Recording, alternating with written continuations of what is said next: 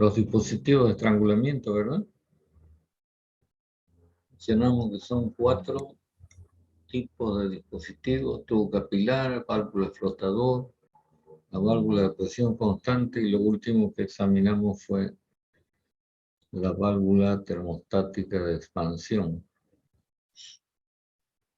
En lo que respecta a esta válvula termostática de expansión, voy a complementar lo que dijimos la última vez,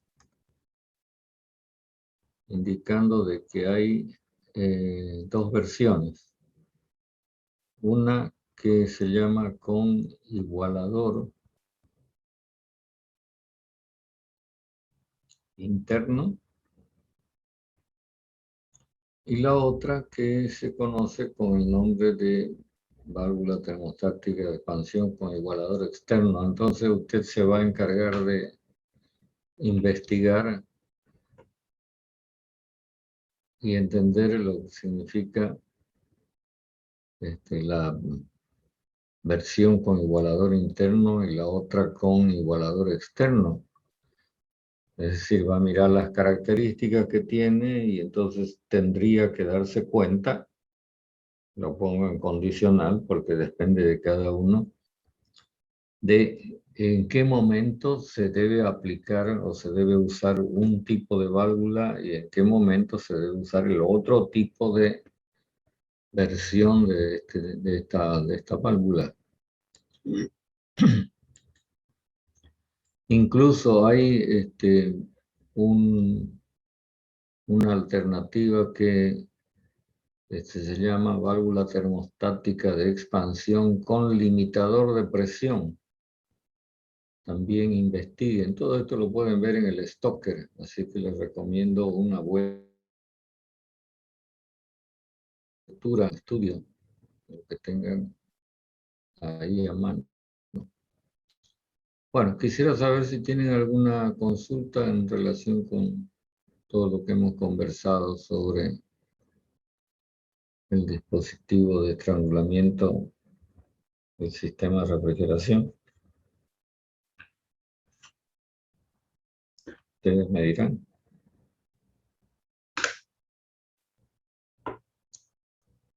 Ingeniero, disculpe, ¿será que puede hacer una síntesis del bulbo palpador?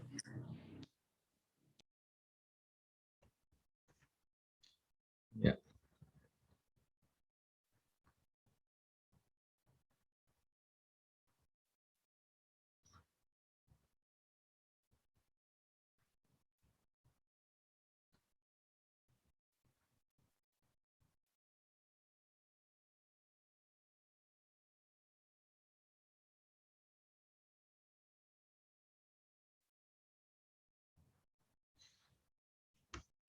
Esto que estoy repasando, usted sabe que es el diafragma.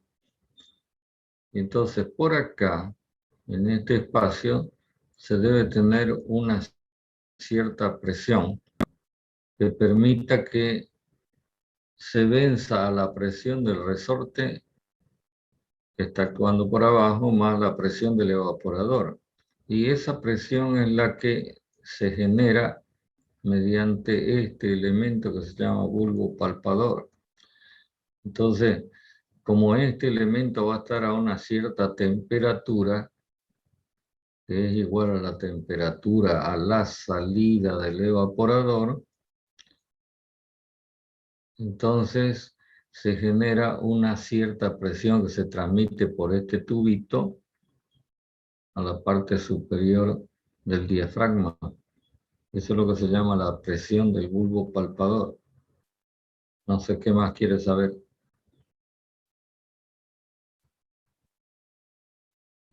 Persona que me preguntó. ¿Qué más quiere Está saber? bien, ingeniero. Sí, esa era mi duda. ¿Cómo actúa la presión? Gracias. Ok. ¿Alguna otra cosa?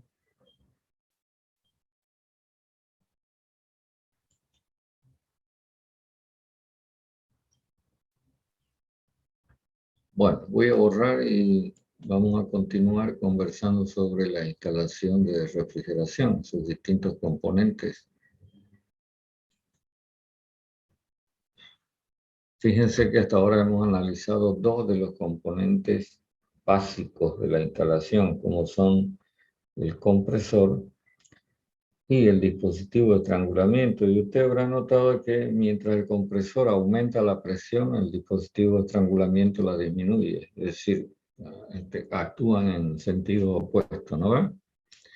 De la misma forma, encontramos otros dos componentes que actúan también de una manera similar, uno en un sentido y el otro en el sentido contrario. Me refiero a los intercambiadores de calor que están previstos en el dispositivo. Estos intercambiadores de calor son el evaporador, que va colocado inmediatamente después de la válvula o del dispositivo de estrangulamiento, y el condensador,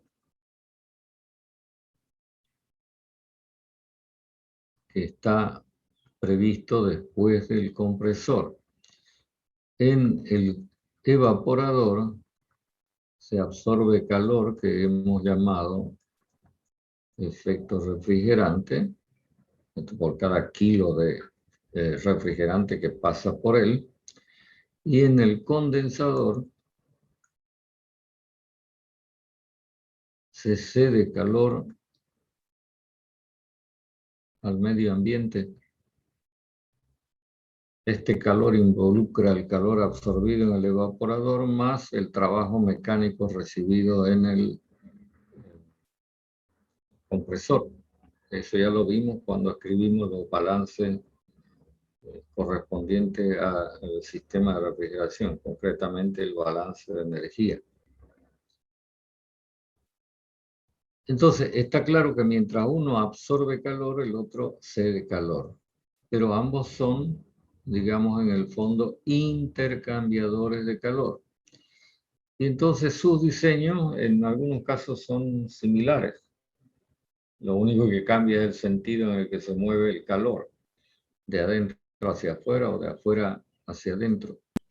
En el caso del evaporador, voy a comenzar por esto, hay una versión de intercambiador de calor que es muy sencilla, que se llama intercambiador de calor de placas.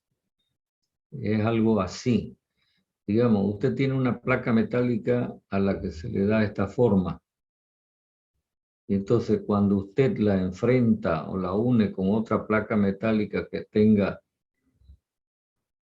exactamente la misma característica y une acá y une acá, entonces quedan estos sitios por donde puede circular el refrigerante como que si fueran unos tubos. ¿Entiende lo que digo? Por eso se llama de placas. Entonces, el refrigerante circula por el interior de estos espacios que están quedando abiertos, como que si fuera un tubo, con la ventaja de que los tubos están, digamos, teniendo estas partes que estoy repintando, metálicas, buenas conductoras de calor, que permiten ampliar la superficie de intercambio de calor. No sé si ustedes ya están estudiando en operaciones unitarias los intercambiadores de calor. Quisiera que alguien me oriente.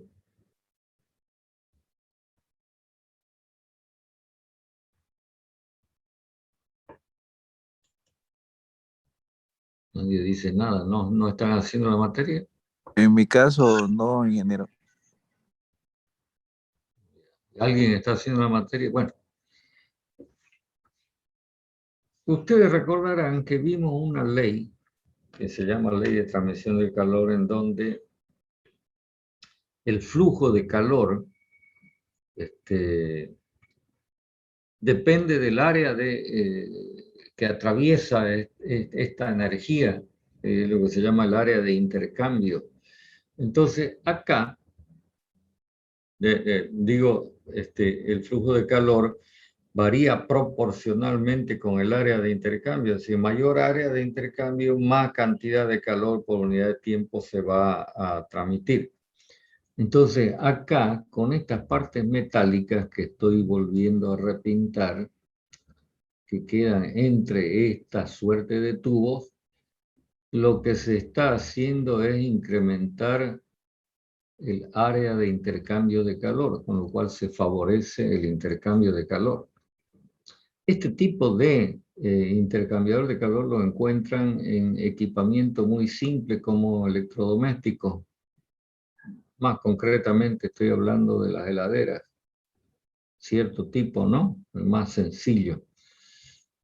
Si usted tiene una heladera común, normal, puede mirar, lo va a ver más claramente en el congelador de la heladera.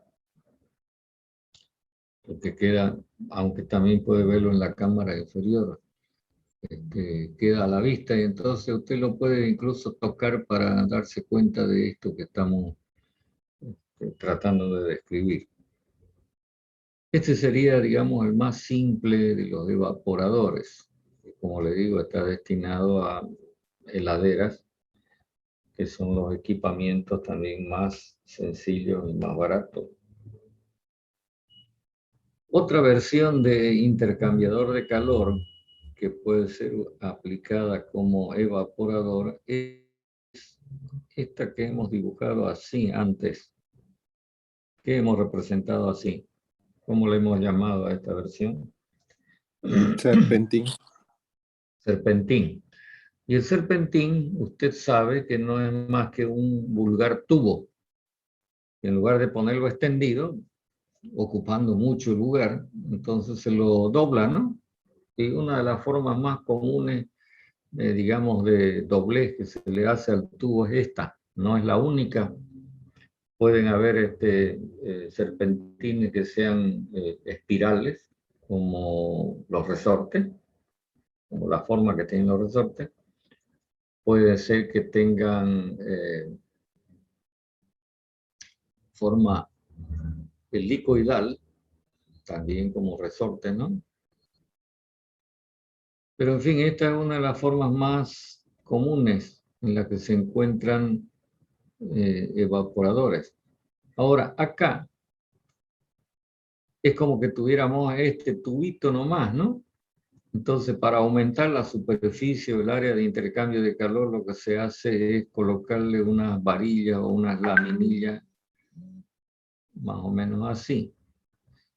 Esto también lo puede apreciar usted en las heladeras, las más sencillitas. Si, por ejemplo, mira el tipo de intercambiador de calor, mira la espalda de la heladera. Pero ya, ese en realidad es el condensador, pero acá estamos hablando del evaporador.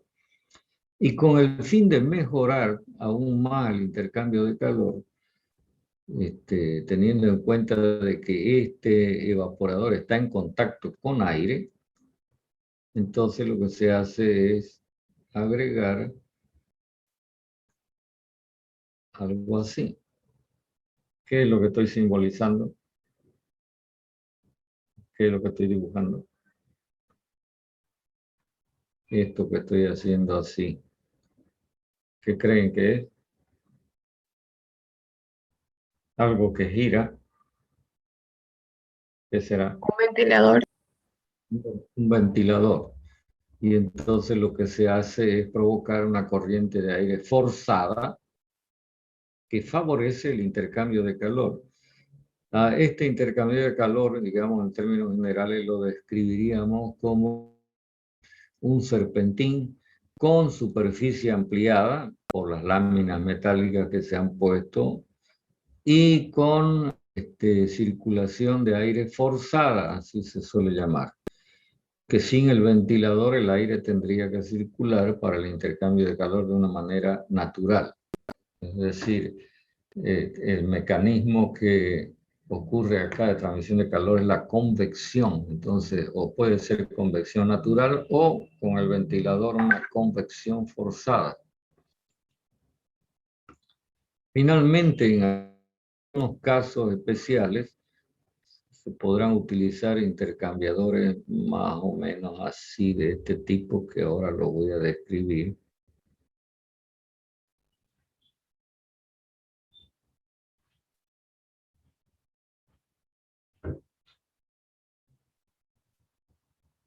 y estos son tubos. Entonces, esto es lo que se llama un intercambiador de calor de coraza,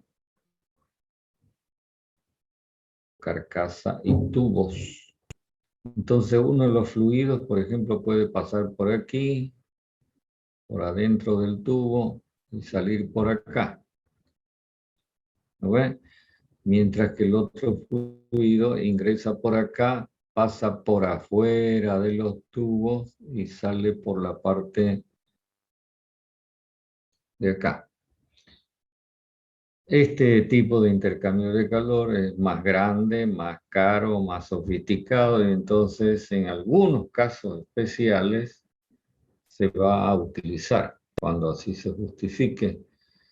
Mientras tanto, digamos que en la mayoría de las aplicaciones podríamos hasta decir que este tipo de intercambiador de calor es el más utilizado en lo que concierne a evaporadores. Por ejemplo, este tipo de intercambiador de calor con circulación forzada de aire como evaporador la puede encontrar usted en las heladeras de frío seco. Ya les dije en alguna oportunidad que miren cómo son las estructuras de la heladera común y de este otro tipo de heladera un poco más sofisticado que se llama de frío seco. Esto, digamos, lo que concierne a los evaporadores. En lo que respecta a los condensadores, pues la historia es la misma. Es decir, o se usa este tipo, y vamos a decir así, como la transferencia de calor va a ser de adentro del tubo hacia afuera, entonces el aire actúa como un medio enfriante, es decir, actúa como medio ambiente en el caso del condensador. Y entonces se suele llamar a este tipo de condensadores enfriados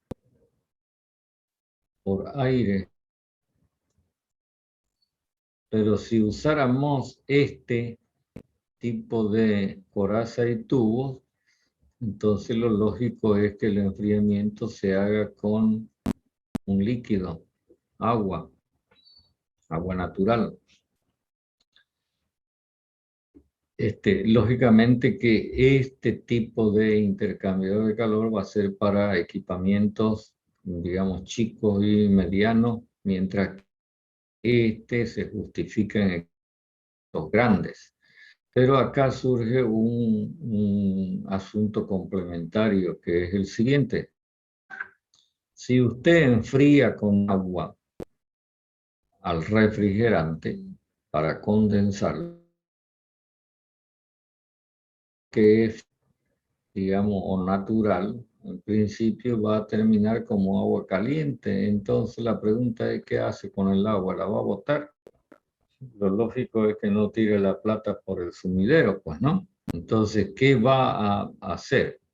Tratar de que esta agua caliente la pueda volver a convertir en agua fría y de esta manera usted recircule el agua. Pero para eso se requiere un equipamiento que tiene que dedicarse al enfriamiento de agua, o sea que es un equipamiento complementario.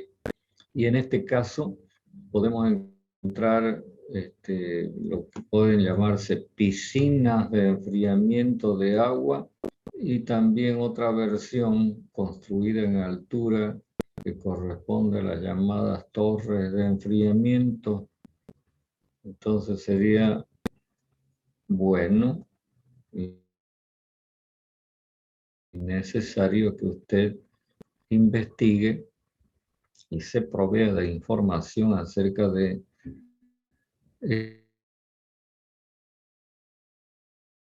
dos versiones en los condensadores, por supuesto, enfriados por agua. ¿Está claro lo que estoy diciendo? Os pregunto. Sí, ingeniero. Siempre no me canso de hacerles acuerdo que todas las cosas que hemos ido dejando pendientes para que usted las mire, porque de repente por ahí en algún momento se las vamos a preguntar. Entonces, si usted hace lo que uno le recomienda que haga, no va a tener ningún problema, va a pasar la vida tranquila. Si no, después vienen los lamentos.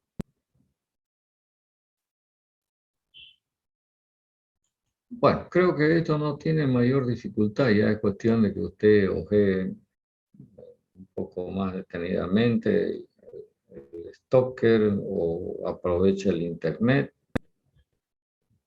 preguntando sobre todo esto.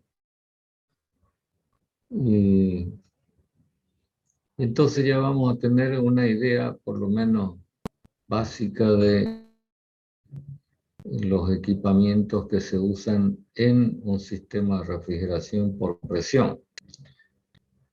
A continuación voy a mencionar toda una serie, una suerte de equipos que podrán o no, dependiendo de las circunstancias, estar presentes en distintas instalaciones de refrigeración. Lo que no debe faltar es lo que acabamos de describir, los 4 componentes elementales. Pero hay otros que los voy a mencionar para que usted también se preocupe de mirar qué hacen, para qué sirven, cuándo se suelen instalar. Por ejemplo, hay un elemento que se conoce con el nombre de visor de líquido. En realidad es como una ventana transparente que permite mirar el interior de la instalación en el lugar donde está colocado este elemento. También preocúpese de mirar lo que se llaman las válvulas de servicio, que normalmente se instalan en la entrada y en la salida del compresor. Válvulas de servicio. Entonces usted va a saber para qué características tiene y para qué sirven.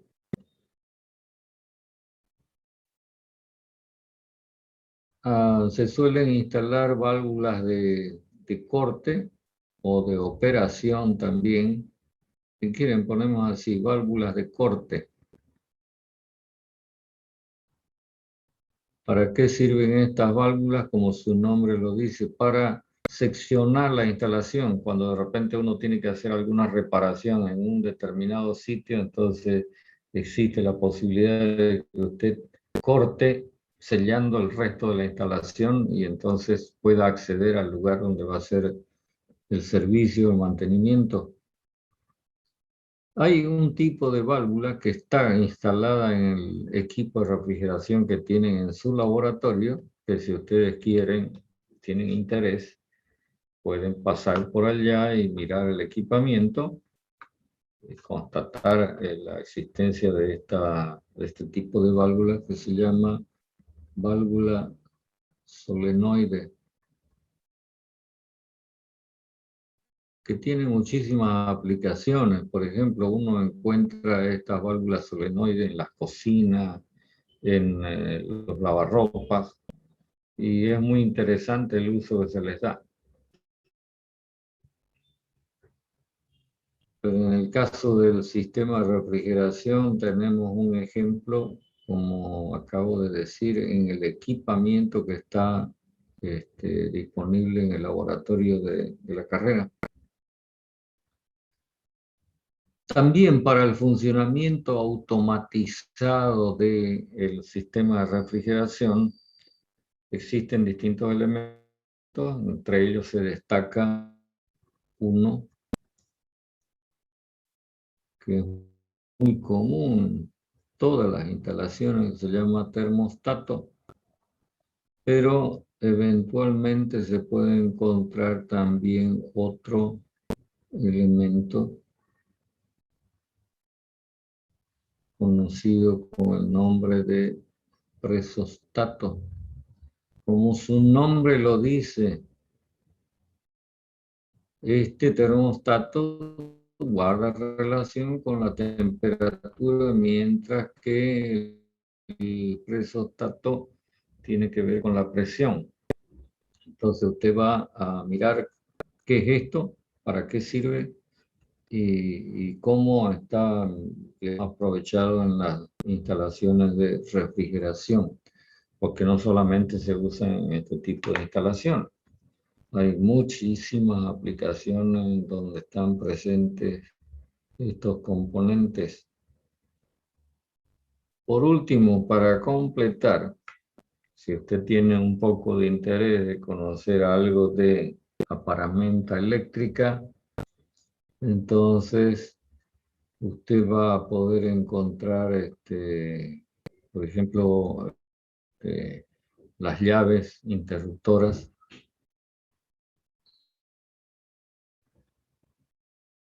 Sería bueno que mire este tema de contactores eléctricos que son muy comunes en las instalaciones eléctricas.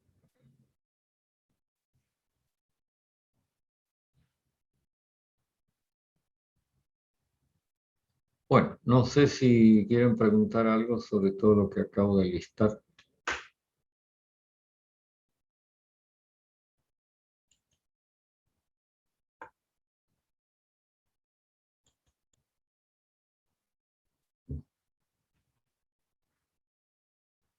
Una recomendación entre paréntesis. Hay gente que está queriendo en este momento ingresar a la clase y la clase ya está cerca de de su fin. Entonces, no sé qué es lo que piensan. Si esto ocurre en el examen, van a quedar sin examen. Vamos a dejar una tolerancia de unos 5 a 10 minutos para que usted llegue al examen. Si se atrasa más, ya no entra. ¿Comprende lo que digo? ¿Está claro lo que digo? Sí, ingeniero. Sí, ingeniero. Así que otra vez vuelvo a insistir en que sean puntuales. Si están presentes a las 8 menos cuarto, ya les dije, ¿no? En el 225, ahí en los bajos, para que nos den un aula donde podamos entrar todos para dar examen. Bueno, preguntas de todo lo que hemos visto hasta ahora. Si quieren hacer un repaso previo al examen. Aprovechemos estos poquitos minutos que están.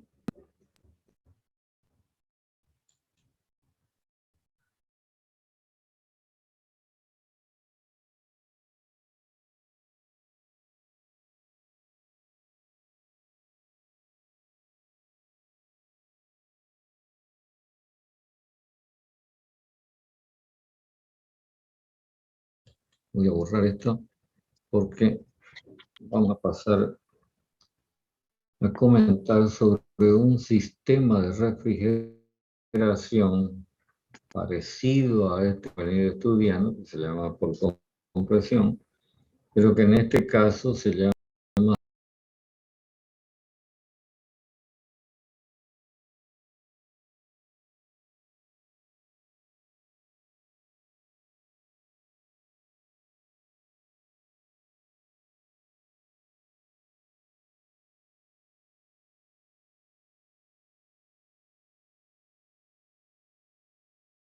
esquema de cómo es la instalación de este tipo de sistema de refrigeración para que la próxima clase, después del examen, lo podamos analizar.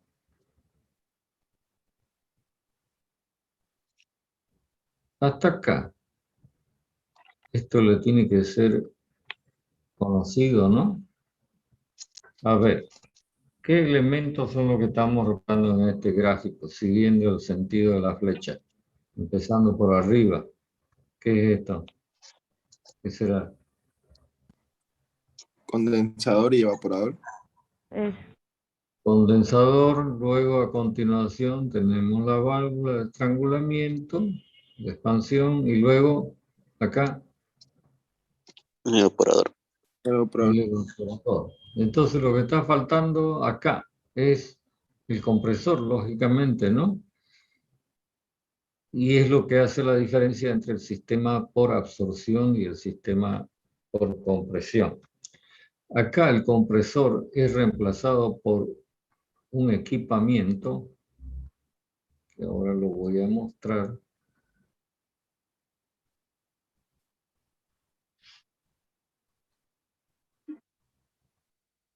Esquemáticamente,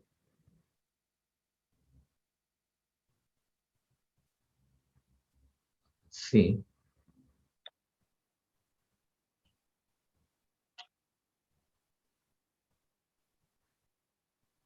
O sea que todo este equipamiento reemplaza al compresor. Ya están mirando de que es algo más complejo que un simple aparato, ¿no? Como es el compresor. Acá se tienen distintos componentes en el reemplazo del compresor, como son este recuadro inferior que representa a lo que se conoce en estos sistemas como el absorbedor. Mientras que el recuadro que está en la parte superior se denomina generador. Y luego entre el generador y el absorbedor, fíjense que hay dos líneas, una de bajada a través de una válvula y otra de subida a través de una bomba. ¿Se entiende, verdad? Entonces, todo este conjunto es el reemplazo del compresor. Lo que quiere decir que por acá va a circular el refrigerante como en un sistema por compresión, haciendo lo mismo, cediendo calor en el condensador, estrangulándose y luego absorbiendo calor a través del evaporador. La diferencia está, como digo, en este, digamos, reemplazo del compresor.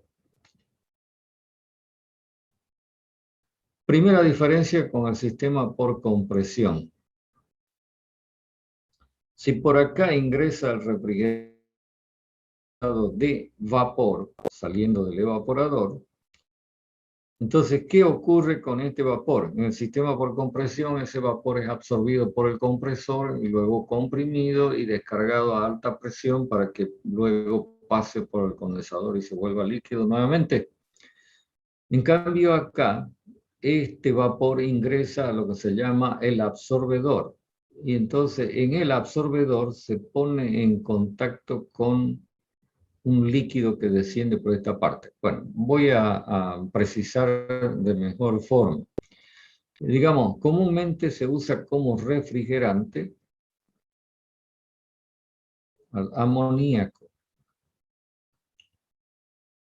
El amoníaco, digamos, en estado ambiental se encuentra en estado de vapor. Bueno, acá también, digamos, saliendo del evaporador, por supuesto, se encuentra como vapor.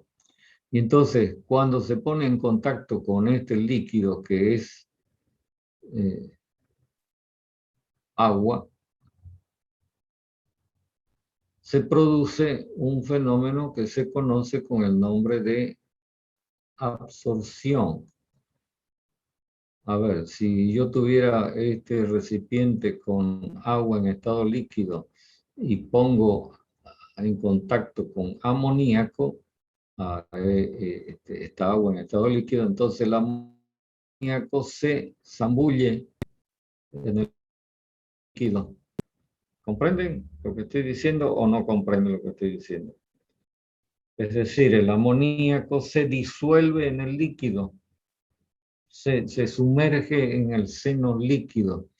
Y entonces, consecuencia de esto es que se forma una solución de amoníaco en agua. Supongo que ustedes hicieron alguna materia de química y deben haber escuchado sobre las soluciones, ¿o no? Sí, Pregunto. Ya, entonces acá hay lo que se llama un soluto, que es el amoníaco, y un solvente, que es el agua. También se suele decir, este es refrigerante y el líquido es el vehículo, por lo que enseguida voy a poner de manifiesto. Es decir, una vez que el amoníaco se disolvió en agua, entonces se forma una solución de amoníaco en agua. Y la concentración de amoníaco disuelto en el agua depende de la temperatura. Pero resulta que cuando el amoníaco se disuelve en agua, se desprende calor. Entonces, al generarse calor, aumentaría la temperatura del líquido y entonces eso hace que disminuya la posibilidad de que el amoníaco siga disolviéndose en el agua. Es decir, la solubilidad del amoníaco en agua disminuye a medida que aumenta la temperatura. Entonces, para que yo pueda conseguir una buena concentración de amoníaco disuelto en el agua, tengo que eliminar este calor para que la temperatura del líquido no aumente. Por eso es que en el absorbedor se provee de un sistema de enfriamiento que extrae calor. De tal manera que en el absorbedor se forma esta solución concentrada de amoníaco con agua. Esa solución es bombeada hasta el generador. Y en el generador se hace una operación opuesta a la del absorbedor. Se calienta la solución y entonces por acá se libera el amoníaco, mientras que el líquido que queda libre de amoníaco desciende pasando a través de la válvula de vuelta hacia el absorbedor. Entonces, la diferencia fundamental es que la compresión en el sistema por compresión se hace en fase vapor. Es vapor lo que se comprime. Mientras que acá la compresión, fíjese, ocurre en fase líquido, en fase líquida, como quieran llamarle. Bueno, lo vamos a dejar acá, entonces te pueden ir mirándolo en el Stoker y luego completamos la discusión, la primera clase después del examen. ¿Listo? Entonces,